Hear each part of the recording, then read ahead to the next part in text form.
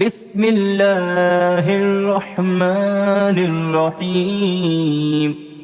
الرحمن علم القرآن، خلق الإنسان، علمه البيان. الشمس والقمر بحسبان، والنجم والشجر يسجدان. والسماء رفعها ووضع الميزان، ألا تطغوا في الميزان. وأقيموا الوزن بالقسط ولا تخسروا الميزان. والأرض وضعها للأنام، فيها فاكهة والنخل ذات الأكمام، والحب ذو العصف والريحان. فبأي آلاء ربكما تكذبان؟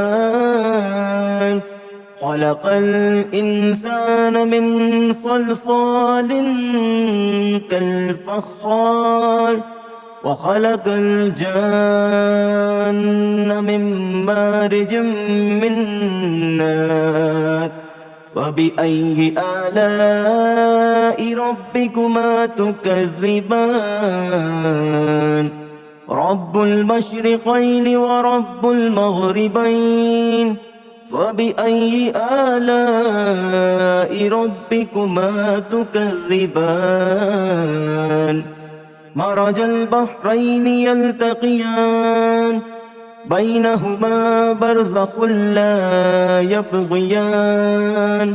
فبأي آلاء ربكما تكذبان؟ يخرج منهما اللؤلؤ والمرجان، فبأي آلاء ربكما تكذبان؟ وله الجوار المنشآت في البحر كالأعلام. فبأي آلاء ربكما تكذبان؟ كل من عليها فان، ويبقى وجه ربك ذو الجلال والإكرام. فبأي آلاء ربكما تكذبان؟ يسأله من في السماوات والأرض، كل يوم هو في شأن. فبأي آلاء ربكما تكذبان؟ سنفرغ لكم أيها الثقلان. فبأي آلاء ربكما تكذبان؟ يا معشر الجن والإنس إن استطعتم أن تنفذوا من أقطار السماوات والأرض فانفذوا، لا تنفذون إلا بالسلطان.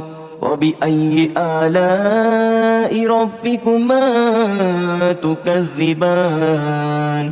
يرسل عليكما شواظ من نار ونحاس فلا تنتصران.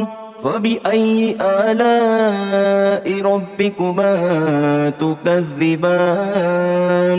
فإذا انشقت السماء فكانت وردة كالدهان. فبأي آلاء ربكما تكذبان؟ فيومئذ لا يسأل عن ذنبه إنس ولا جان. فبأي آلاء ربكما تكذبان؟ يعرف المجرمون بسيماهم، فيؤخذ بالنواصي والأقدام. فبأي آلاء ربكما تكذبان؟ هذه جهنم التي يكذب بها المجرمون يطوفون بينها وبين حميم آن فبأي آلاء ربكما تكذبان ولمن خاف مقام ربه جنتان فبأي آلاء ربكما تكذبان ذواتا أفنان فبأي آلاء ربكما تكذبان فيهما عينان تجريان فبأي آلاء ربكما تكذبان فيهما من كل فاكهة زوجان فبأي آلاء ربكما تكذبان متكئين على فروش بطائنها من استبرق وجنى الجنتين دان فبأي آلاء ربكما تكذبان فيهن قاصرات الطرف لم يطمثهن إنس قبلهم ولا جان فبأي آلاء ربكما تكذبان كأنهن الياقوت والمرجان فبأي آلاء ربكما تكذبان هل جزاء الإحسان إلا الإحسان فبأي آلاء ربكما تكذبان ومن دونهما جنتان فبأي آلاء ربكما تكذبان مدهامتان فبأي آلاء ربكما تكذبان فيهما عينان نضاختان فبأي آلاء ربكما تكذبان فيهما فاكهة ونخل ورمان فبأي آلاء ربكما تكذبان فيهن خيرات حسان فبأي آلاء ربكما تكذبان